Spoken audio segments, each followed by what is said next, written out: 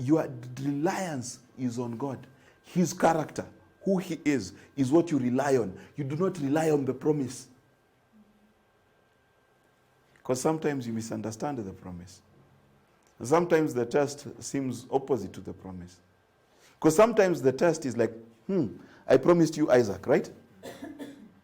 Then I tell you sacrifice Isaac. What is your first argument? But you promised. Right? So the issue is not the promise, the issue is the promiser.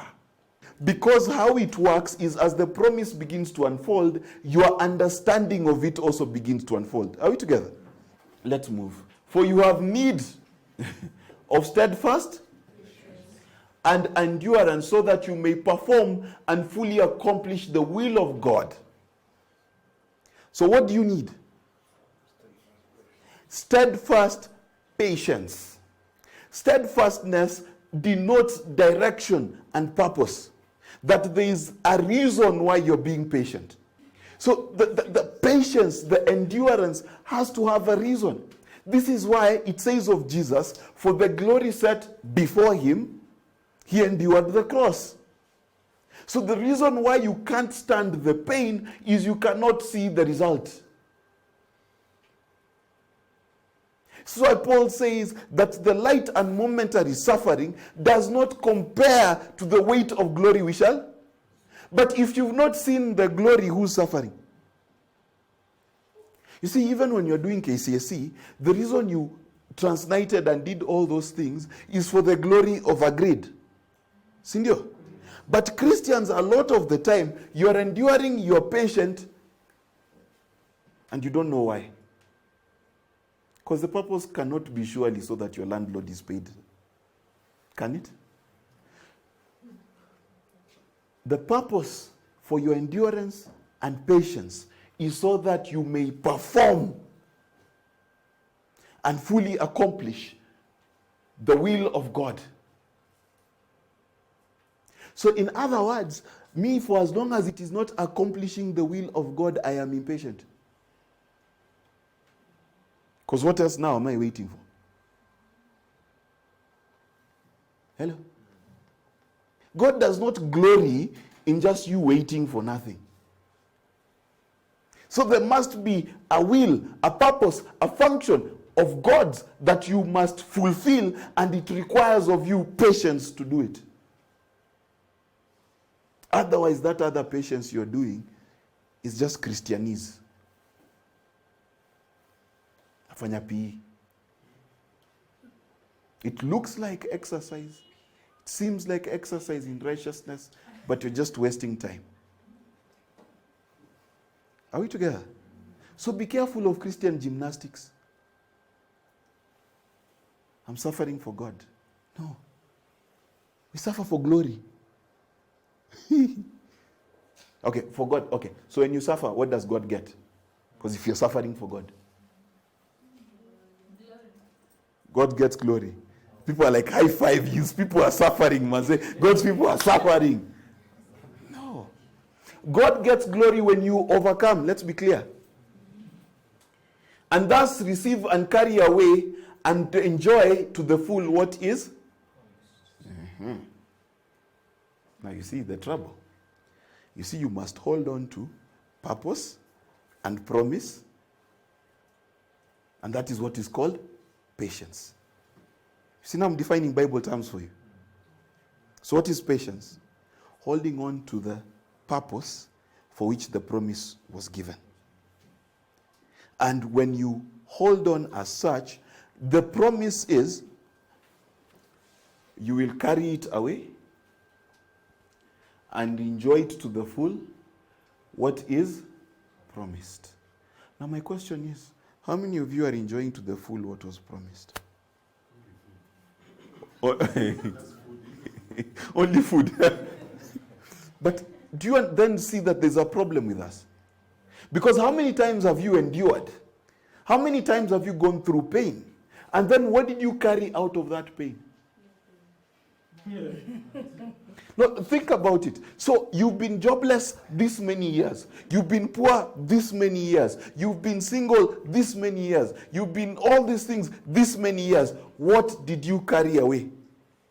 Listen, Paul says the light and momentary suffering does not compare to the measure of glory, right? That means, please, let's agree. When you suffer, you must find glory. Hello? Otherwise, why are you suffering? No, genuinely. If you go through a process, and at the end of the process there is nothing, was the process worth it? But the just shall live by faith. My righteous servant shall live by his conviction respecting man's relationship to God and divine things and holy fervor born of faith and conjoined with it. And if he draws back and shrinks in fear, my soul has no delight or pleasure in him. Now, you've been taught that God is displeased with you because you smoked a cigarette. The displeasure of God is for those who shrink back. What is it to shrink back? Started a business, kakanuka. Lost month 1, lost month 2. Ukarudi, job. Right? Started a ministry, ikaribika. Shrink back. Sound familiar? God says he finds no pleasure. Jesus put it like this: no one who puts his hand to the plow and looks back is worthy of the kingdom. But our way is not for those who drop back to eternal misery, perdition, and are utterly destroyed. But we are of those who believe, who cleave to and trust and rely on God through Jesus Christ, the Messiah, and by faith preserve the soul. To preserve your soul is to keep your faith on mission. That's how God intends to save you. To keep your faith on mission. Never to change. That the mission God gave you, and you know sometimes it's a simple thing. It's a simple thing. Let me give you simple things. Owning a car, owning a house, moving out of home. Simple things. Your faith has to stay on mission. It does not change. Does not waver. You get fired, same faith, same purpose. You get hired, same faith, same purpose. You get sick, same faith, same purpose. They insult you, same faith, same purpose. You sin, same faith, same purpose. When the pastor kicks you out of worship team because you fell pregnant, you know what you do? You stay in the house on Sunday and you sing. Because your mission does not change. Are we together? No matter what, same faith, same. Because if we shrink back, our Father has no pleasure in us. Prompted by faith, this is Abraham. He dwelt as a temporary resident in the land which was designated in the promise of God though he was like a stranger. Now, just pause. This is strange. Have you ever looked at the life of Abraham? Where did he live? In the place he was promised, right? And he was told, all you can see I've given to. And yet he lived like in a strange country. Living in tents with Isaac and Jacob, fellow heirs with him of the. Now please notice the term. The term used for the promise is heir. It is not due. It is not a payment. The promise is an inheritance, which means it is unqualified. You get the difference? So you cannot take the promise of God away from someone because they underperformed. For he was waiting expectantly and confidently. Now, the question you must always ask yourself, so you know whether you have faith or not, is, are you waiting for something definite? Or are you waiting for whatever may come? As long as it's good, we thank God. Because a lot of the time, the faith we profess is without definition. True or false? So you must have a confidence in what you believe. It must be settled in your mind. Now, this confidence is what? Looking forward to the city which was fixed and firm, which has fixed and firm foundations, whose architect and builder is God. Now, this is an important teaching. It tells you that for as long as your promise is not complete, what shall you live in? In a tent. So let me give you wisdom.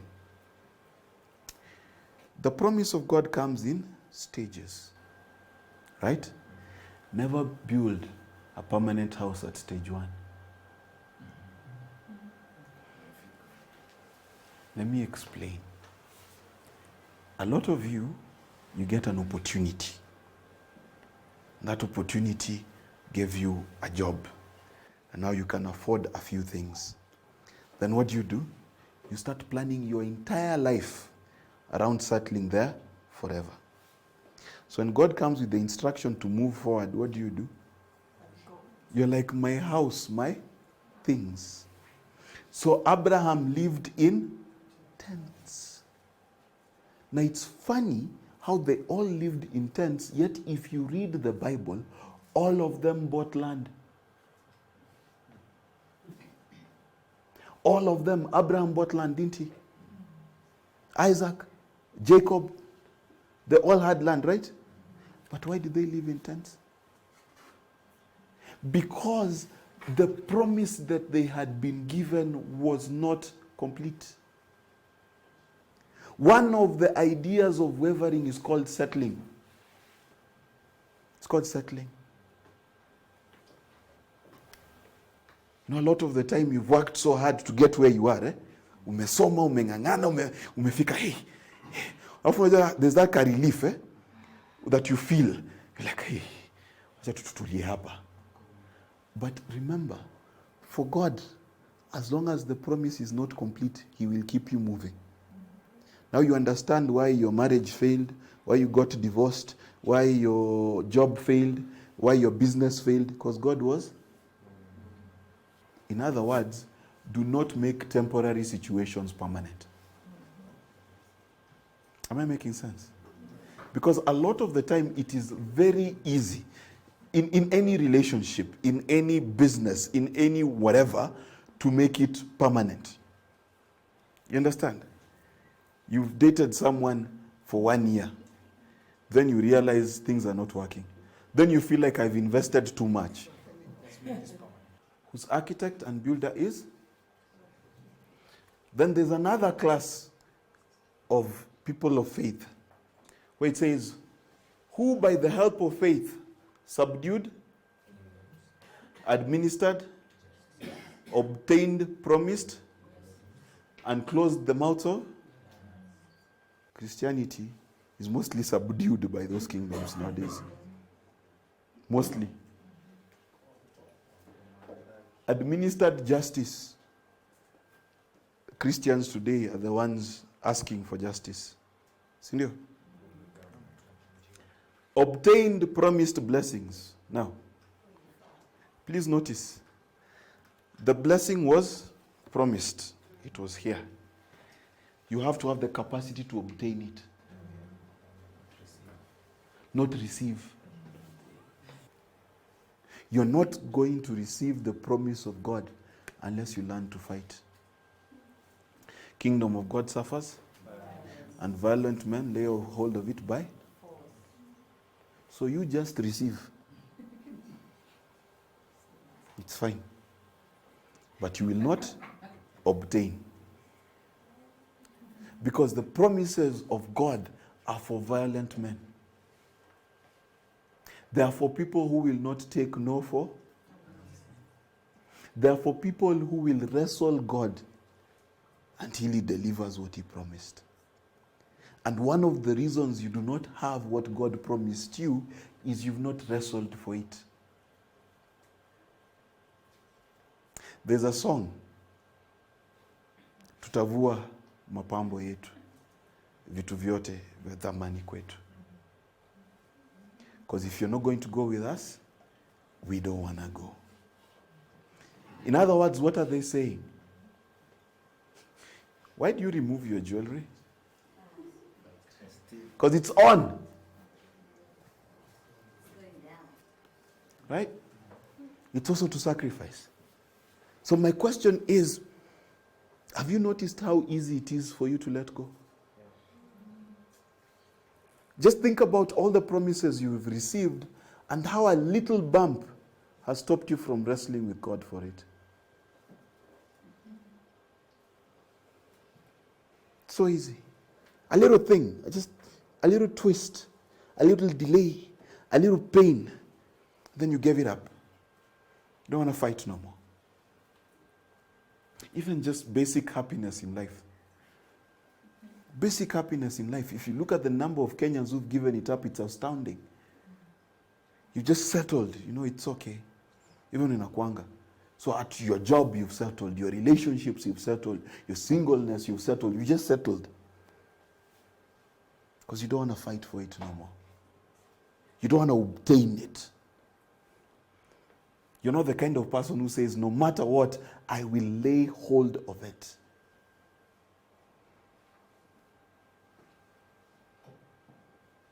It says, casting aside everything that easily besets, including sin, you must press forward to seize.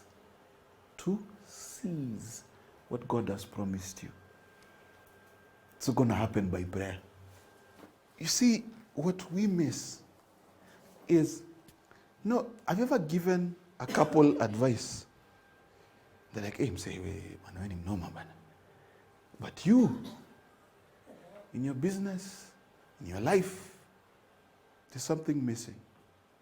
It's called a devourer. Your faith must be able to shut its mouth. You must overcome it.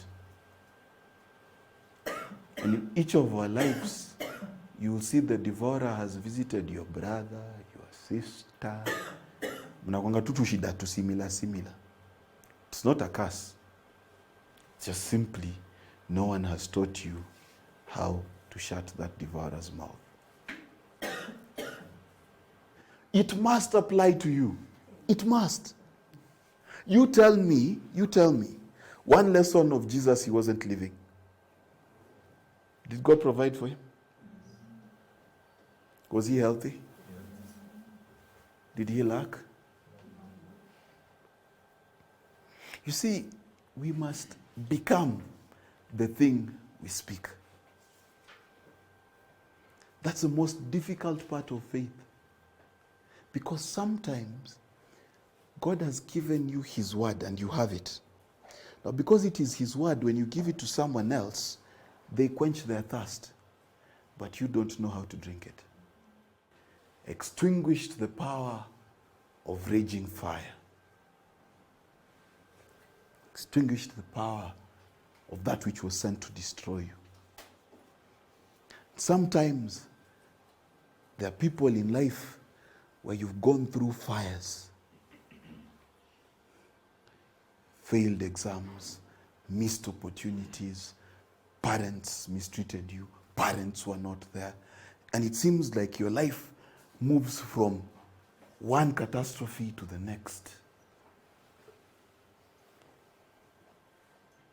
Unafeel nika uko na kaswara. That if you just, you're afraid to do things because when you start doing them, something will happen. And the house of cards comes tumbling down. And you've moved from one situation in life, and then you start again, and then the fire. Can I tell you how the fire came? Can I tell you how the fire came? That's how the fire came. Bible says that the king instructed that various instruments would play at the same time. Play at the same time. In modern lingo inaitwa shida zinaitananga.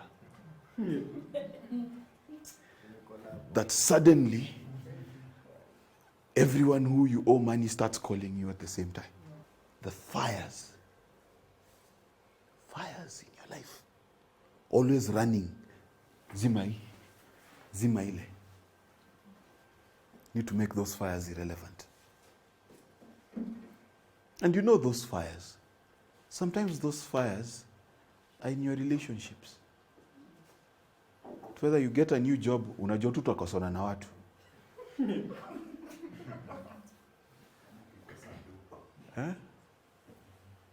Saa zingine, it's just, you're never confirmed. You're an expert at getting the job. But 6 months, watu washachoka na wewe. Na kupenga to contract. All these things are called fires.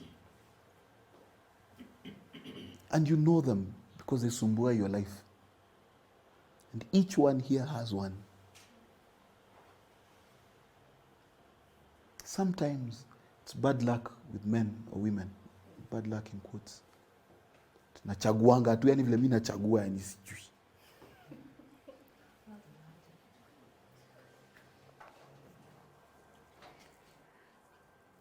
Escaped the devourings of the sword. See, the things that cut off your expectation, cut you off from life, cut you off. You're always being cut off. You go to a party, no one recognizes you. It's birthdays in master class. Wanakumbuka hata ule msa kujangi class yako anasahau.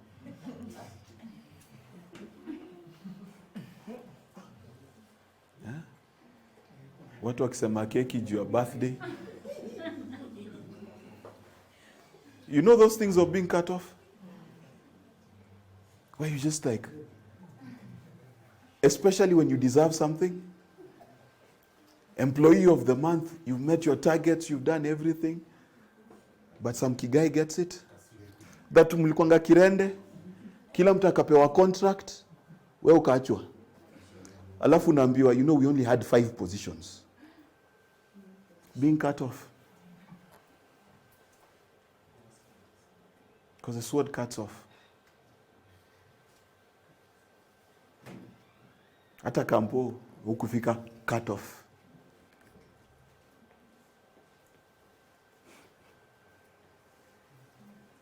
Do you understand the things that have kept you away from purpose now? Are we together?